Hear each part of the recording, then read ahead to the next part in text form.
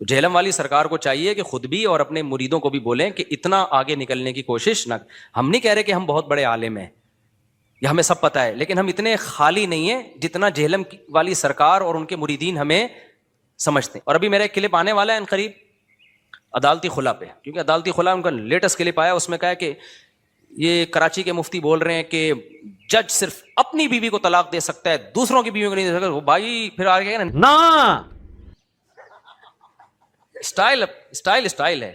مجھے بتایا مردوں نے کہ ہماری بیوی نے انجینئر صاحب کا کلپ سنا ہے, 5 بچوں کے بعد جا کے عدالت سے خلا لے رہی ہے وہ, اور کہہ رہی میرے پاس بھی حق ہے کیونکہ اس کو وسیم پسند آ گیا ہے. اب جہلم والی سرکار یہ کہتی ہے کہ حرام ہے ایسے خلا لینا, لیکن ہو جائے گا. اور بھائی جب اس کو بندہ پسند آ گیا نا تو پھر حلال حرام نہیں دیکھا جاتا. عشق جب بھوت سوار ہوتا ہے نا تو پھر اچھے پھسل جاتے ہیں. یہ ہم ججوں کے غلام اور لونڈیاں ہیں کہ جج ہماری بیوی کو بھی جب چاہے طلاق دے دے, ایسا تھوڑی ہے. لوگ اس کو فالو کر رہے ہیں, لوگ کہہ رہے ہیں بھائی یہ دکھ حوالے تو دینا ہے نا. میں کہہ رہا ہوں یہ مفتی تھوڑی ہے, مفتی صاحب چھوڑو اس کو, کون مفتی کون عالم, ریفرنسز تو دے رہا ہے نا, یہ لوگوں کی دلیل ہوتی ہے. میں کہتا ہوں وہ ریفرنسز عربی میں ہے, اس کا اردو ترجمہ صحیح ہے یا غلط ہے یہ آپ کو پتا ہے؟ کہہ رہے ہیں بھائی ترجمہ تو لکھا ہوا ہے نا, پھر وہ نیٹ سے ہٹوا دو ترجمہ. ہم وزیر اعظم نہیں بنا سکے 1 مہینے تک, جو ہمارے لیے ترجمے سے زیادہ ضروری ہے, تو ہم وہاں سے کہاں سے ہٹوا دیں؟ تو کہہ رہے نہیں حوالے کا کیا ہوگا, وہ جو حوالے دے رہا ہے. میں کہہ رہا تھا بھائی جہلم گیا تھا تو میرے سامنے دے دیتا نا حوالے. کہہ رہے نہیں کوئی حکمت ہوگی نہیں آیا. تو میں نے کہا بلایا, کہہ رہے غلطی ہو گئی بلایا آپ کو نہیں آیا, حوالے تو ہے نا. علمی میرے اعصاب اتنے مضبوط ہیں کہ یہ زمین و آسمان کے سارے مولوی مل کے مرے ہوئے زندہ سامنے آ جائیں. تمہارے مرے ہوئے بزرگ اور زندہ بزرگ ان کے سارے دلائل فیل ہو گئے, جس بندے کے سامنے اسے تیاری کرنے کی ضرورت نہیں ہے. تو میں سورہ فاتحہ ہی اتنی روانگی کے ساتھ نہیں آتی جس طرح مجھے قرآن و سنت کے دلائل ازبر یاد ہے الحمدللہ. نا اسٹائل ہے.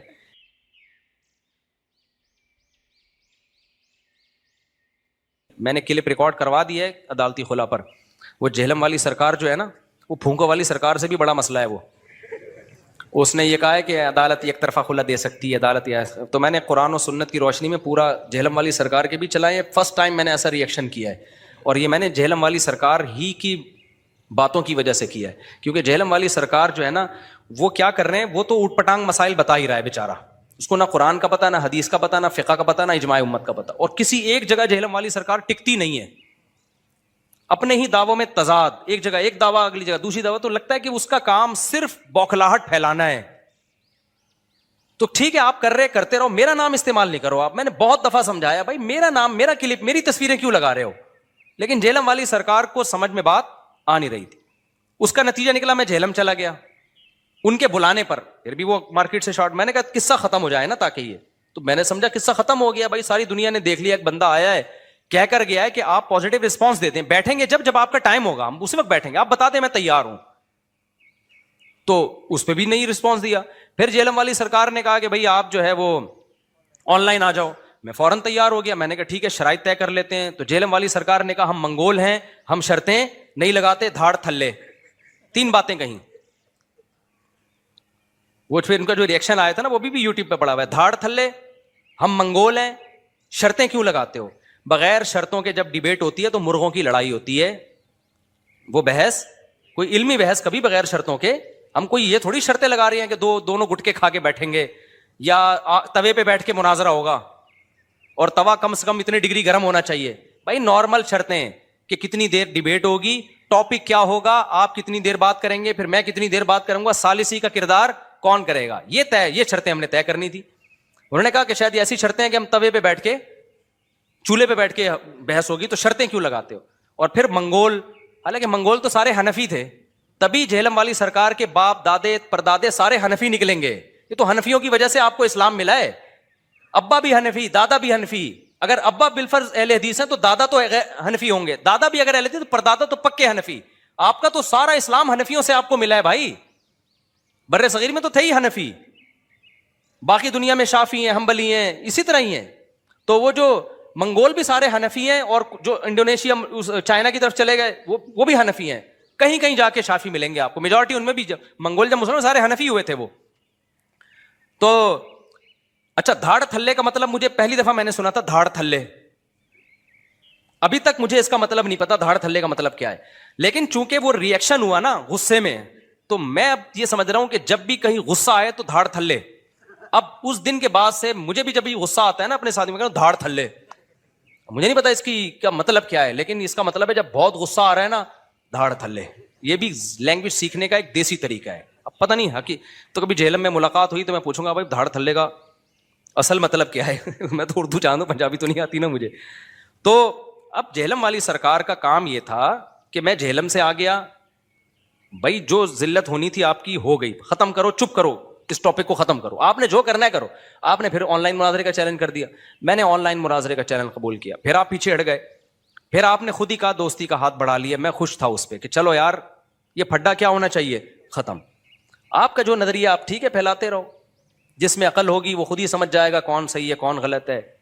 ٹھیک ہے بھائی, بات ختم ہو گئی تھی. میں چپ کر کے بیٹھا ہوا تھا نا اتنے سالوں سے, پھر وہی میرا تصویریں, پھر وہی میرے کلپ.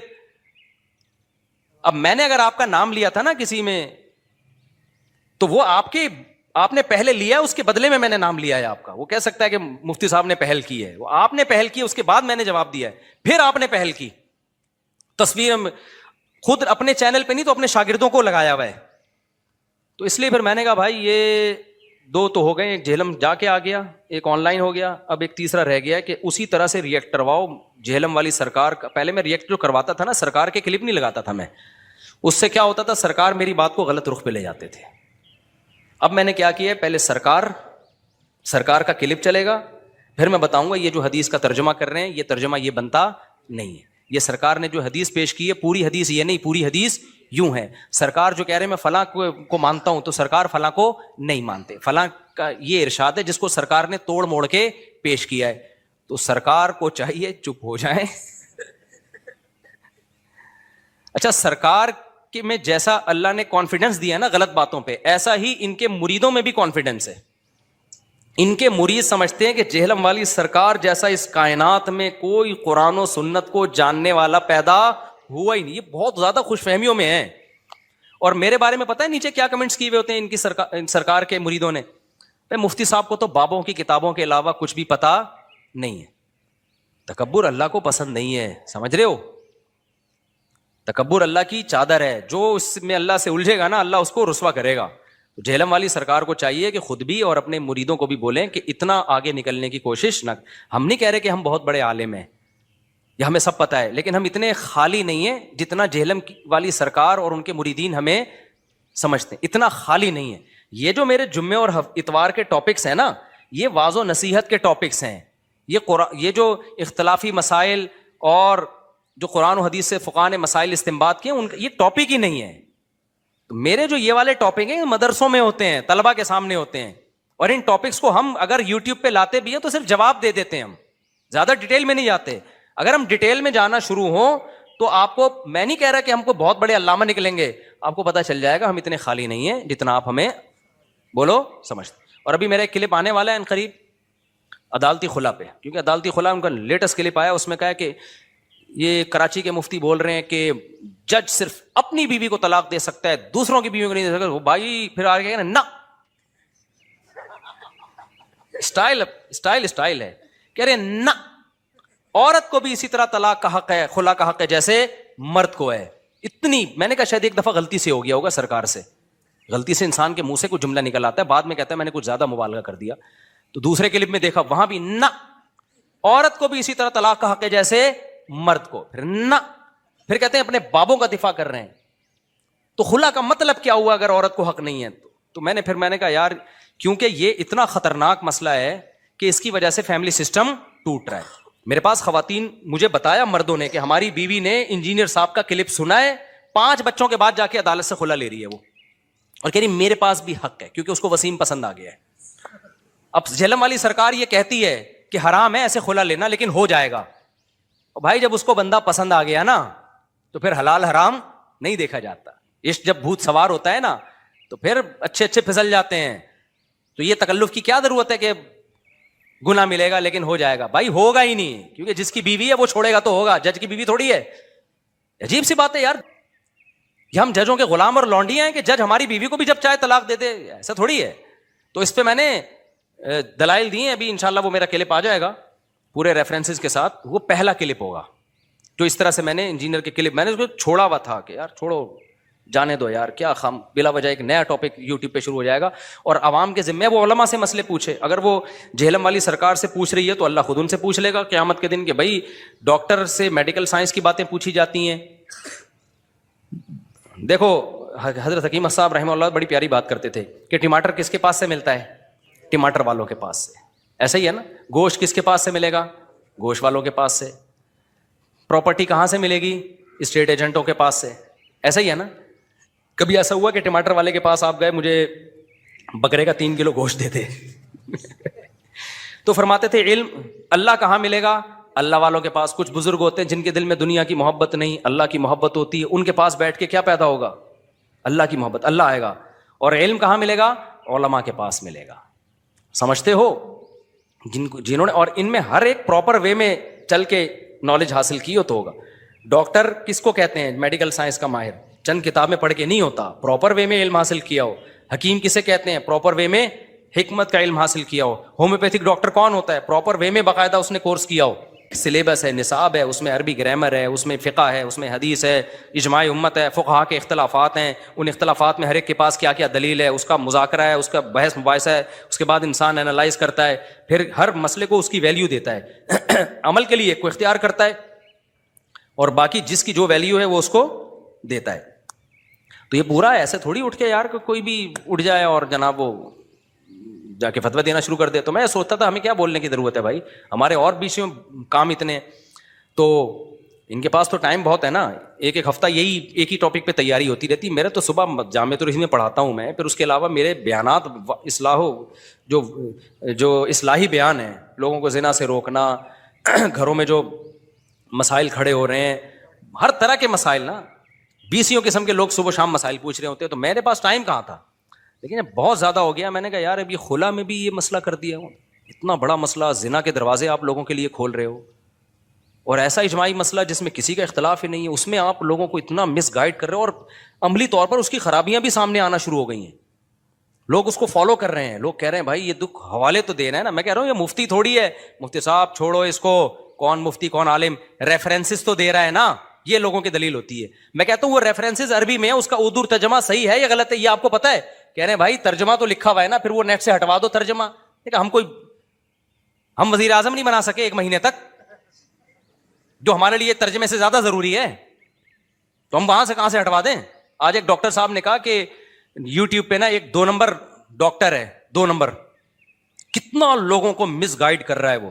انہوں نے کہا وہ ڈاکٹر ہے ہی نہیں, کتنا غلط گائیڈ کر رہا ہے. میں نہیں بتاؤں گا کیا, کیونکہ جو جن لوگوں کا کام ہے وہ کر نہیں رہے, تو ہم تھوڑی کر سکتے ہیں کام. تو میں نے کہا بھائی آپ کیس کریں. کہہ رہے ہیں کون کیس کرے, گورنمنٹ خود انوالو ہے اس میں, بھتا جا رہا ہے ان کے پاس, پیسہ جا رہا ہے ان کے پاس, تو خود وہ جو ہے نا گورنمنٹ سپورٹ کر رہی ہوتی ہے. جو گورنمنٹ میں 2 نمبر لوگ ہوتے ہیں وہ خود سپورٹ کر رہے ہوتے ہیں. تو ہم کیا کر سکتے ہیں بھائی, ہمارے ہاتھ بندھے ہوئے ہیں. تو سعودی عرب میں ہوتا نا تو فوراً کیس ہو جاتا, بھائی آپ پراپر وے میں علم حاصل نہیں کیا, آپ کو کیسے کس نے فتویٰ دینے کی اجازت دی ہے, تو آپ بیٹھ جاؤ آرام سے. تو سعودی عرب میں یا کسی غیر مسلم کنٹری میں جب مسقط گیا نا, تو میرے مسقط والوں نے بیان رکھوائے وہاں پہ. تو وہاں ایسی اندھیر نگری نہیں ہے, جو بھی جائے بیان کرنا شروع کر دے. تو وہاں کی گورنمنٹ کو انہوں نے کہا کہ یہ بیان کریں. گورنمنٹ نے کہا اس کی کیا دلیل ہے کہ یہ عالم ہے, تو پراپر وے میں علم حاصل کیا ہے؟ انہوں نے کہا ہاں. انہوں نے کہا سرٹیفکیٹ لے کر آؤ. تو ہمارے جامعۃ الرشید سے جہاں جہاں اداروں سے میں نے پڑھا, سارے سندیں اٹھا کے ہم نے بھیجی ہیں. انہوں نے اس کی تصدیق کی, اس کے بعد مجھے پرمیشن ملی ہے وہاں بیان کرنے کی. پھر بھی میں نہیں کہہ رہا کہ جو بھی سرٹیفائڈ عالم ہوتے ہیں وہ سارے صحیح بھی ہوتے ہیں, غلط بھی ہوتے ہیں, 2 نمبر بھی ہوتے ہیں. لیکن 2 نمبروں کی وجہ سے یہ تو نہیں کہ اب دین کا علم آپ علماء کے علاوہ عام لوگوں سے حاصل کر لو. 2 نمبر ڈاکٹروں کی وجہ سے آپ یہ کہو کہ اب ہم علاج میکینک سے کروائیں گے. بھائی 2 نمبر ڈاکٹر اگر ہوتے ہیں تو 1 نمبر کے پاس جاؤ آپ, لیکن علاج تو ڈاکٹروں ہی سے ہوگا نا. تو یہ بات لوگوں کو اصول سمجھ میں نہیں آ رہا. تو کہہ رہے نہیں حوالے کا کیا ہوگا, وہ جو حوالے دے رہا ہے. میں کہہ رہا تھا بھائی جہلم گیا تھا تو میرے سامنے دے دیتا نا حوالے. کہہ رہے نہیں کوئی حکمت ہوگی نہیں آیا. تو میں نے کہا بلایا, کہہ رہے غلطی ہو گئی, بلایا آپ کو نہیں آیا, حوالے تو ہے نا. میں نے ساتھیوں سے مشورہ کیا, میں نے کہا انجینئر صاحب چپ بھی نہیں ہو رہے ہیں, ہمارا نام بھی ہر جگہ استعمال کر رہے ہیں, اور ان کے فینس جو ہیں ہماری تصویریں لگا بھی رہے ہیں, اور پھر میرے پاس ٹائم نہیں ہے, لیکن میسج بہت برا جا رہا ہے. میری بدنامی نہیں ہے, بدنامی علماء کی ہو رہی ہے. اور جو عوام اس میں, ان صاحب نے کہا نا میری بیوی خلا لے رہی ہے, تو اس کا یہ جذبات ہے گویا مجھے برا کہہ رہا ہوں کہ اللہ آپ سے پوچھے گا قیامت کے دن, آپ لوگ کیوں ریکارڈ نہیں کرواتے, کیوں اس کا جواب نہیں دیتے. پر میں نے کہا یار خلا پہ تو کرو. تو میں نے ابھی خلا پہ ریکارڈ کروا دیا ہے, ریکارڈنگ ہو چکی ہے, 1-2 دن میں انشاءاللہ اپلوڈ ہو جائے گا. آپ لوگوں نے اس کو, اس میں دلائل سے پہلی دفعہ میں نے اس طرح سے ریئیکشن کروایا. اس میں انشاءاللہ آپ کو اندازہ ہو جائے گا کہ کون بابوں کا علم جانتا ہے اور کون قرآن و سنت کا علم جانتا ہے. سمجھتے ہو کہ نہیں سمجھتے؟ میرا دل نہیں چاہ رہا تھا انجینئر صاحب سے میں الجھوں تو, لیکن انجینئر صاحب نہیں چپ ہو کے دے رہے ہیں. وہ نہیں, وہ اپنی حدود سے تجاوز. اور میں یہ نہیں کہہ رہا انجینئر سارے کام ہی غلط کیے ہیں, کچھ کام صحیح بھی کیے ہیں بھائی. بدعتیوں کے خلاف بہت اچھا کام کیا انجینئر صاحب نے, تو وہ کرتے رہتے, بہت ہم بھی اپریشیٹ کرتے ہیں, کہتے ہیں شاباش, قدم بڑھاؤ, اچھی بات ہے, ٹھیک ہے نا. آپ نے تو اور ہی زیادہ جا کے جو ہے نا اپنی ایکسٹریم لیول پہ آپ چلے گئے اور ون مین شو بننے کی کوشش کر رہے ہو. آپ کے ساری سب کچھ آپ ہی کو پتہ ہے, باقی سارے کیا کھا رہے ہیں, گھاس کھا رہے ہیں, باقی سب پتہ ہی نہیں ہے. تو ایسا نہیں ہوتا. قیصر راجہ صاحب نے کیا انجینئر کے خلاف, تو وہ بھی ہمارے کھاتے میں ڈال دی, ان کو مولوی پٹیاں پڑھا رہے ہیں. تو مولویوں سے آپ کو اتنی نفرت ہے یار. جو آدمی مولوی نہیں ہے وہ گواہی دے رہا ہے کہ بھائی انجینئر نے یہاں خیانت کی ہے, تو بجائے دلائل سے اس کا جواب دینے کے وہ بھی کس کے کھاتے میں ڈالا جا رہا ہے, ہمیں برا بلا کہا جا رہا ہے. یہ جامع رشید آئے اور ان کے ان مولویوں سے, اللہ کی قسم ہم نے تو انجینئر وہ قیصر راجہ کو کچھ نہیں کہا کہ آپ انجینئر کے خلاف کام کرو اور آپ جو ہے یہ کرو. ہمیں بھائی جو کر رہا ہے کرے, نہیں کرنا ہے نہیں کرو. ہمارا تو اپنے مسائل اتنے ہیں وہ نہیں ختم ہو رہے. یا تو دوبارہ جہلم چلا جاؤں میں انجینئر سے ایک گزارش کرتا ہوں بس, کیونکہ یہ بار بار ٹاپک آتا ہے, مجھے ایک دفعہ اپنے سامنے بیٹھنے دے. میں مناظرہ نہیں کروں گا, میں جیسے آپ نے ہر ایک کو سوال کرنے کی اجازت دی ہے, میں بھی آپ سے ایک طالب علم بن کے آؤں گا, اسٹوڈنٹ کی حیثیت سے, بہت ادب سے, بہت تمیز سے, کوئی جھگڑا نہیں, کوئی پھڈا نہیں, ایسے بیٹھوں گا آپ کی خدمت میں, آپ کے چرنوں میں, آپ کے پاؤں میں, آپ سے سوال پوچھوں گا. آپ نے یہ جو حدیث پڑھی تھی اس دن, اس کا جو ترجمہ کیا تھا, یہ کون سی کتاب میں لکھا ہوا ہے یہ والا ترجمہ, سمجھ رہے ہیں؟ آپ نے جو یہ کہا تھا کہ کسی نے بھی اس حدیث کو صحیح قرار نہیں دیا, تو یہ آپ کو خواب آیا تھا, یہ کسی بزرگ نے کوئی الہام ہوا تھا, فلاں فلاں نے اس کو صحیح قرار دیا ہے, آپ نے کیسے پھینک دی؟ آپ نے جو اس دن یہ کلپ میں فرمایا تھا کہ یہ علماء دیوبند کا گڑھا ہوا عقیدہ ہے, تو یہ تو ہزاروں سال سے یہ عقیدہ چلا آ رہا ہے, تو گڑھا ہوا تو وہ چیز ہوتی ہے جو ایجاد کی ہو. تو یہ آپ نے کیسے بہت لمبی, یعنی بہت تمیز سے نا, پھینکنا کا لفظ استعمال کروں گا کہ اتنے سوالات ہیں نا, بے ہوش نہ ہو جائے نا, میرا نام بدل دینا, بھاگ جائے گا. وہ پتہ ہے کیا کہتا ہے, کلپ بازی کرو. تو کلپ بازی میں پھر یہ ہوتا ہے کہ وہ ایک لمبی بحث چلتی ہے نہ ختم ہونے والی, پھر اس کے بہت سارے, ابھی دیکھو نا کلپ بازی ہوئی ہے نا عدالتی خلا پہ, میں نے اتنا مدلل ریکارڈ کروایا, مان لیا اس نے, ایسا پی گیا, ایسا گھما دیا, اس کے اسٹوڈنٹ بھی کہنے ہاں اس نے تو یہ دعویٰ ہی نہیں کیا. تو اس میں خیانت آسان ہوتی ہے, جب فیس ٹو فیس بیٹھ کے بات ہوتی ہے نا تو پھر بھاگنا بہت مشکل ہوتا ہے. اب یہ عبداللہ بن عباس والی حدیث جو ہے, جابر بن زید کہتے ہیں کہ عبداللہ بن عباس وہ کہتے ہیں میرا خیال یہی ہے کہ ظہر کو مقدم کیا تھا, عصر کو, ظہر کو مؤخر کیا تھا, عصر کو مقدم. فوراً انجینئر نے کیا کہہ دیا, کوئی حنفی نے یہ بول دیا ہے. تو میں جب سامنے بیٹھا ہوتا میں کہتا ہے kindly excuse me sir please, ہم اسکول میں تھے نا, ایکسکیوز می ایسے اپنی مس کو جب ہم نے کو پوچھنا ہوتا تھا نا, میس ایسے ہم وہ دیکھا 50-50 میس, میں کہتا سر پلیز. پھر میں کہتا سر یہ حنفی کا الزام غلط ہے اس کے اوپر, یہ عبداللہ بن عباس کا شاگرد ہے یہ, اور نسائی میں تو خود عبداللہ بن عباس سے منقول ہے یہ, لیکن چلو اس میں اضطراب ہے, اس میں بعض لوگ کہتے ہیں عبداللہ بن عباس کی طرف اس قول کی نسبت درست نہیں ہے. تو ایسے ایسے بلنڈر ہیں, لیکن اپنے یعنی بالنگ بھی خود ہی, بیٹنگ بھی خود ہی, اور امپائر بھی خود ہی.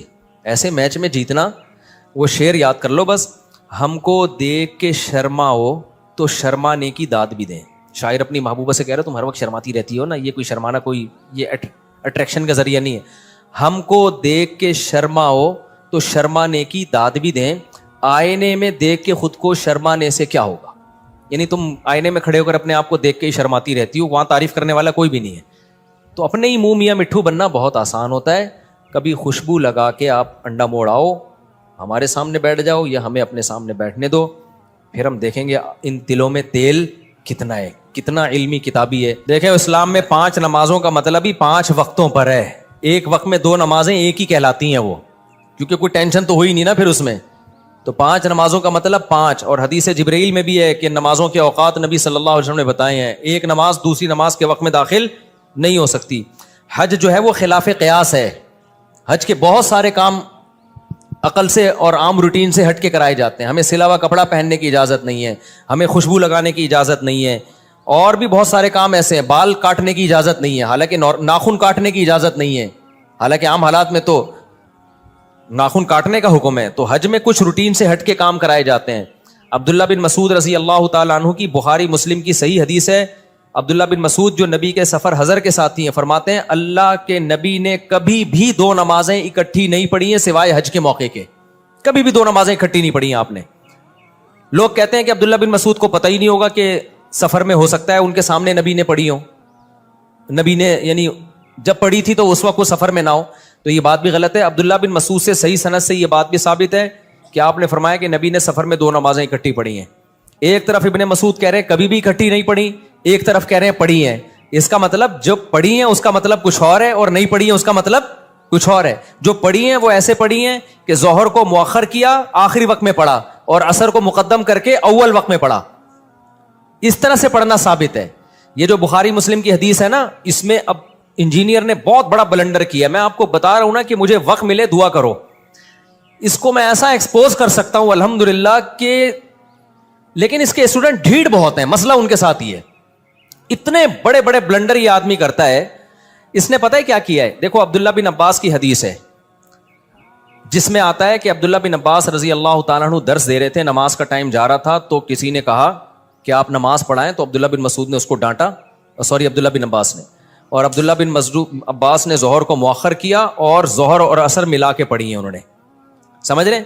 अब अब्दुल्ला बिन अब्बास के शागिर्द हैं जाबिर इब्ने ज़ैद। अच्छा, अहनाफ भी इसके कायल हैं। अब्दुल्ला बिन अब्बास से पूछा गया तो उन्होंने फरमाया नबी ने इसी तरह दो नमाजें इकट्ठी पढ़ी हैं, बगैर खौफ के, बगैर बारिश के, बगैर सफर के, कोई भी उज़र नहीं था, लेकिन नबी ने दो नमाजें इस तरह से इकट्ठी पढ़ी हैं, तो मैंने भी इस तरह पढ़ी हैं। अब अब्दुल्ला बिन अब्बास के शागिर्द हैं जाबिर इब्ने ज़ैद, उनसे किसी ने पूछा कि शायद इस तरह से पढ़ी हो कि जोहर को मुअख्खर किया हो और असर को मुकद्दम, यानी दोनों नमाजें पढ़ी अपने टाइम पर हैं, लेकिन चूंकि दर्स चल रहा था, जरूरत थी, कभी कभार ऐसा भी करने में कोई हरज नहीं है, तो इसलिए अब्दुल्ला बिन अब्बास ने जोहर को आखिरी वक्त में और असर को अव्वल वक्त में। तो जाबिर इब्ने ज़ैद कहते हैं कि मेरा भी यही ख्याल है। अब इससे अहनाफ के मौकिफ की तायीद हो रही है कि कभी अगर कोई उज़र हो तो अव्वल वक्त में पढ़ने के बजाय आप जोहर को आखिर वक्त में ले जाओ और असर को अव्वल वक्त में ले जाओ। तो ये अहनाफ का भी यही मौकिफ है, इस तरह से आप जमा कर सकते हैं। इंजीनियर ने इतनी बड़ी खयानत की है, उसने कहा कि वहां कोई हनफी बैठा हुआ था और उसने ये तावील कर दी कि जोहर को मुअख्खर किया, असर को मुकद्दम किया। और भाई वो जाबिर बिन ज़ैद, वो अब्दुल्ला बिन मसूद का शागिर्द है, रावी है, वो बता रहा है। तो मैं इंजीनियर के अंधे मुकल्लिदों से पूछता हूं, अब्दुल्ला बिन अब्बास की एक हदीस का मतलब वो है जो उनके शागिर्द बता रहे हैं, और एक मतलब वो है जो जेहलम में 15वीं सदी का बंदा बैठ के बता रहा है। तो तुम्हारी अकल पे ताले पड़ गए हैं, तुम ऐसे अंधे हो गए हो कि उनका शागिर्द जो अब्दुल्ला बिन अब्बास को देख रहा है या देख नहीं रहा है, उनसे, अभी मुझे पूरे अल्फाज याद नहीं है कि वो डायरेक्ट उनसे रिवायत कर रहा है या उनका शागिर्द का शागिर्द है, लेकिन वो उस पे हनफी शाफी की कोई छाप नहीं लगी हुई। वो बयान कर रहा है कि ऐसा ही हुआ होगा कि जोहर को मुअख्खर किया और असर को मुकद्दम किया है। उसको ये कह के इसने टाल दिया कि कोई हनफी बैठा हुआ था, उसने ये तावील कर ली। और ये सारे अंधे बैठे हुए हैं और कह रहे हैं हाँ कोई हनफी बैठा हुआ था, उसने। अब्दुल्ला बिन अब्बास का शागिर्द जो मतलब बता रहा है वो मतलब अंधी तकलीद है, और इंजीनियर जो मतलब अपनी तरफ से थोप रहा है कि जोहर को कज़ा करके उन्होंने असर में पढ़ी है। अगर इस हदीस का ये मतलब बयान किया जाए ना, बगैर उज़र, बगैर वजह के जोहर को असर के वक्त पे पढ़ा है, तो फिर ये असर की नमाज की जो हिफाजत का कुरान ने हुक्म दिया, हाफिज़ू अलस सलावाति वस्सलातिल वुस्ता, खुसूसन दरमियानी नमाज की हिफाजत करो, इसका मतलब क्या है फिर? और वो जो हदीस जिब्रील में आता है जोहर का वक्त यहां से यहां तक, असर का वक्त यहां, ये इसका मतलब क्या है? जब बगैर किसी वजह के भी ये जायज है, तो नमाजों की हिफाजत के बारे में जो कुरान की इतनी आयतें हैं कि वल्लज़ीना हुम अला सलावातिहिम युहाफ़िज़ून, ईमान वाले अपनी नमाजों की हिफाजत करते हैं। अब्दुल्ला बिन मसूद कहते हैं इसका मतलब है हर नमाज अपने टाइम पे पढ़ते हैं। तो अब्दुल्ला बिन अब्बास इतनी बड़ी गलती करेंगे? और यही तावील बड़े बड़े उलमा ने की है। अहले हदीस अल्लामा शौकानी अहले हदीस आलिम है, उन्होंने यही मतलब बयान किया कि जोहर को मुकद्दम किया था और असर को, जोहर को मुअख्खर किया और असर को मुकद्दम किया, नमाजें अपने टाइम पे ही पढ़ी हैं। लेकिन इसको अहनाफ से, उलमा देवबंद से, बर्रे सगीर के मौलवियों से इतनी चिढ़ है, बस कुछ भी उठा के अनसंड मारता रहेगा। हदीस के रावी बयान कर रहे हैं कि भाई वो इस तरह किया होगा, तो वो पी गया, जाबिर बिन ज़ैद के पी गया और बोला कि किसी हनफी ने ये तावील की है बड़ी, यानी हनफी भी नहीं, अब कहना तो इसको ये दिल चाह रहा था कि अंडा मोड़ के किसी मौलवी ने ये तावील की है। तो लेकिन सामने बैठे हुए कह रहे यार बात जब भी करता है रेफरेंस से करता है, बात जब भी करता है, अबे रेफरेंस इतना बड़े धांधलियां तर्जुमे में मार रहा है, تو بتاتا کیوں نہیں ہے کہ جابر بن زید یہ بتا رہے ہیں کہ ظہر کو مؤخر کیا اور عصر کو مقدم کیا. عبداللہ بن عباس کے شاگرد یہ بتا رہے ہیں کہ قضا نہیں کی ہے انہوں نے نماز. تو یہ کبھی خوشبو لگا کے انشاءاللہ سوچ رہا ہوں یا تو دوبارہ جہلم چلا جاؤں میں, لیکن ایسا ہوتا نہیں ہے. کیا کریں, نماز ہو جاتی ہے مسجد میں, جہاں بھی کھڑے ہو کر اقتدا کرو گے نماز ہو جائے گی, لیکن صف میں خلا کا گناہ ملے گا.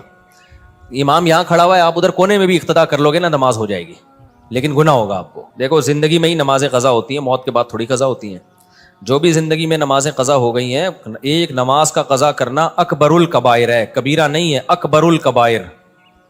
کبائر میں بھی سب سے بڑا گناہ ہے, اتنا بڑا جرم ہے نماز کا قضا کرنا. تو نماز ذمے سے ساقط نہیں ہوتی. ہاں کوئی کافر مسلمان ہوا ہے تو اس پہ تو نماز پہلے لازم ہی نہیں تھی نا, لہذا وہ اس دن سے شروع کرے گا. مسلمان جو تھا اس پہ تو جب سے بالغ ہوا ہے نمازیں اس کے ذمہ لازم ہے, تو وہ لوٹانا اس پر لازم ہے. لوگ کہتے ہیں قضاء عمری کی دلیل کیا ہے, ان سے پوچھا جائے نہ ہونے کی کیا دلیل ہے.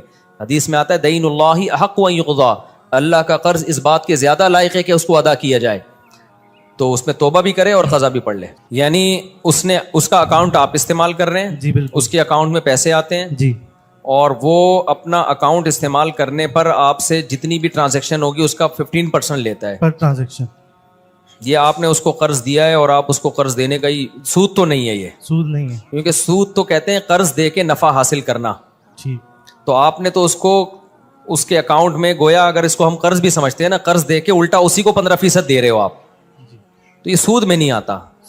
باقی یہ کہ یہ شرعن جائز ہے یا نہیں ہے, تو دیکھیں اکاؤنٹ استعمال کرنے کا متعین پیمنٹ ہونی چاہیے.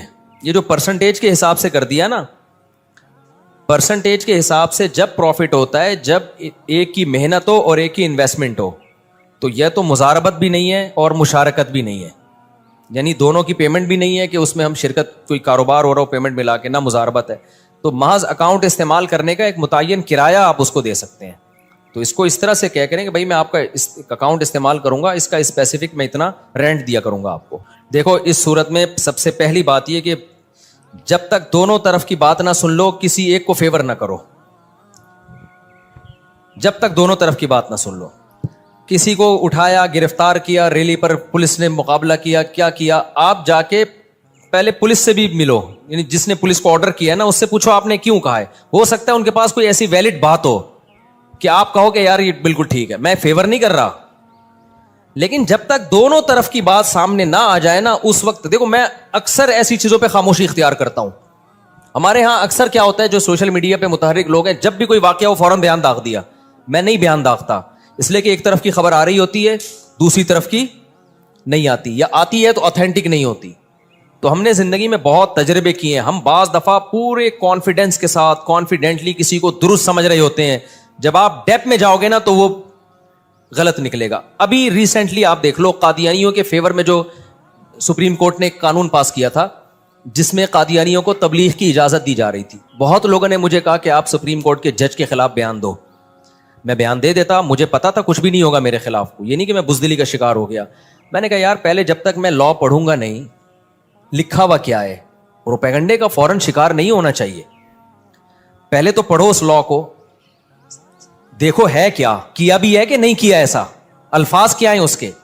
پھر تمیز سے ایک کام کی کوشش کرو, سپریم کورٹ کے جج سے ملنے کی کوشش کرو, یا پیغام پہنچانے کی کوشش کرو, یا اعلیٰ اہلکاروں تک بات پہنچاؤ. ہو سکتا ہے ہمارے احتجاج کے بغیر اور ایک تمیز سے ایک کام ہو جائے. تو ہوا یہ تھا, جب سپریم کورٹ کے جج کا یہ فیصلہ آیا تو آپ کو پتا ہے جنرل عاصم منیر کے ساتھ علماء کی میٹنگ ہوئی ہے نا کچھ دن پہلے, بہت سارے علماء گئے تھے اس میں, تو ہمیں بھی دعوت تھی, ہم بھی گئے. تو وہاں علماء نے یہ مسئلہ جنرل عاصم منیر کے سامنے اٹھایا. بریلوی علماء بھی تھے, اہل حدیث بھی تھے, دیوبندی بھی تھے, سب نے شیعہ بھی تھے. یہ مسئلہ اٹھایا کہ سپریم کورٹ نے, جنرل عاصم منیر نے بلایا اس لیے تھا کہ کوئی کسی کو اعتراض ہے, کوئی اشکال ہے تو کرے. تو یہ مسئلہ اٹھایا کہ بھائی یہ سپریم کورٹ نے قادیانیوں کو تبلیغ کی اجازت دے دی ہے. جنرل عاصم منیر نے کہا کہ آپ وہ قانون پڑھیں, اس میں قادیانیوں کو تبلیغ کی اجازت نہیں دی گئی ہے. پھر بھی پڑھنے کے بعد بھی اگر آپ کو کوئی اعتراض ہے تو ہم اس اعتراض کو دور کریں گے. وزیر اعظم صاحب بھی بیٹھے ہوئے تھے. جب اس قانون کو پڑھا گیا تو ہوا یہ تھا کہ اصل جو قانون تھا نا وہ یہ تھا کہ قادیانی اپنے بچوں کو تعلیم, یعنی تعلیم کا لفظ تھا جو اپنے بچوں کے لیے تھا, لیکن اس قانون میں یہ سقم تھا کہ اس سے قادیانی غلط فائدہ اٹھا سکتے تھے. نہیں, جج کی نیت تبلیغ کی نہیں تھی کہ قادیانیوں کو تبلیغ کی جائے, لیکن ورڈنگ ایسی تھی کہ اس کے دو مطلب نکلتے تھے, اور کل فیوچر میں قادیانی اس تعلیم کے لفظ کو جو اپنے بچوں کو جو پڑھا رہے ہیں نا, اس کو بنیاد بنا کر وہ تبلیغ بھی کر سکتے تھے. لہذا یہ بات پھر حضرت مفتی تقی عثمانی صاحب کے پاس گئی اور دیگر علماء کے پاس گئی, تو پھر علماء نے یہ احتجاج کیا, کہا کہ بھائی یہ جو لفظ ہے نا, اگرچہ جج کی نیت یہ نہیں تھی کہ تبلیغ کی اجازت دی جا رہی ہے, جج کی نیت ٹھیک تھی, لیکن اس الفاظ میں یہ سقم ہے. تو بڑے آرام سے کام ہوا, ہمیں پتا چلا کہ جج بھی قادیانیوں کے 100% خلاف ہے. جتنے ہم خلاف ہیں نا, ہم سے زیادہ وہ سپریم کورٹ کے جج خلاف تھا. اس نے فوراً چینج کر دیا اس کو. ابھی حضرت مفتی تقی صاحب سے نہیں بات چیت ہوئی ان کی, تو ایک کام آرام سے ہو سکتا ہے. کچھ غلط فہمیاں بھی ہوتی ہیں, ہم کیوں فوراً حکمرانوں کے خلاف, فوج کے خلاف, جج کے خلاف کیوں ایک تماشا کھڑا کر دیں؟ جتنا اختلاف, فوج کے خلاف بھی اختلاف رکھو, جتنا ہے اتنا رہنے دو اس کو. ہر چیز میں نہیں ہم نے اگینسٹ جانا ہے. بہت سارے کام بڑے, LGBT کا جو مسئلہ ہے, یہ بل پاس ہو گیا تھا نا, تو کیا ہوا, علماء اور یوتھ کلب والے بھی اور دوسرے لوگوں وکلاء سے ملے, اسمبلی میں بات ہوئی, بڑے آرام سے کیا ہو گیا, یہ چینج ہو گیا. بہت تمیز سے کیا ہو گیا, چینج ہو گیا. اسی طرح دفاع صحابہ کا مسئلہ ہے, وہ تمیز سے کام نہیں ہوا تو وہ رہ گیا. جو ناموس صحابہ کا لا تھا نا, وہ ایسے نہیں ہوا, آرام سے بیٹھ کے نہیں ہوا, وہ جوش و خروش سے ہوا ہے, لہذا وہ رہ گیا. تو اس لیے ایک دم نہیں جذبات میں آ جانا چاہیے. تو ہمیں جس چیز کا نہ پتا ہو, خاموشی ٹھیک ہے. کسی کو نہ مخالفت کرو نہ فیور کرو. پھر گورنمنٹ بہت سے لوگوں کو اٹھا رہی ہوتی ہے, ہم بے گناہ سمجھ رہے ہوتے ہیں. بہت سے بے گناہوں کو بھی اٹھاتی ہے, لیکن بہت سے ایسوں کو اٹھاتی ہے ہم بے گناہ سمجھ رہے ہوتے ہیں, لیکن آپ ان کی ہسٹری میں جاؤ گے تو وہ بے گناہ ہوتے نہیں ہیں. وہ کہیں نہ کہیں کرمنل ایکٹیویٹی میں ہوتے ہیں, ایجنسیوں کے پاس بہت خبریں ہوتی ہیں, لیکن بہرحال ظلم بھی ہوتا ہے. 100% اگر یقینوں کے ظلم ہے پھر یقیناً آواز اٹھانی چاہیے, لیکن 100% ہوتا نہیں ہے. دوسرا, بعض دفعہ گورنمنٹ کے سامنے ایک چیز یہ بھی ہوتی ہے کہ گورنمنٹ کئی محاذوں پہ لڑ نہیں سکتی ہے.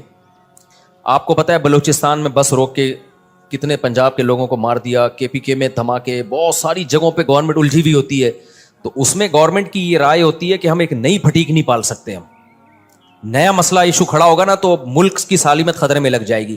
میں گورنمنٹ کو فیور نہیں کر رہا, ہو سکتا ہے گورنمنٹ غلط کر رہی ہو, مسئلہ یہ نہ انہوں نے بنا لیا ہو, لیکن یہ پاسبل تو ہے نا کہ ہو سکتا ہے یہ ہو. تو اس لیے بہت ڈیپ میں جا کے جب تک چاروں طرف سے دلائل کے اچھے تجزیے نہ ہو, اس تک خاموشی کیا ہے, بہتر ہے. من سمتا نجا, حدیث میں آتا ہے جو خاموش رہ گیا نجات پا جائے گا. جو بولے گا تو پھر اللہ اس سے پوچھے گا کہ کیا دلیل تھی تمہارے پاس. تو سپریم کورٹ کا مسئلہ تھا.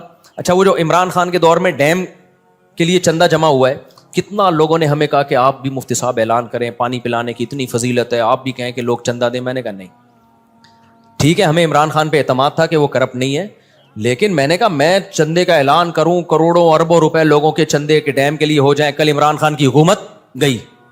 صحیح ہے نا.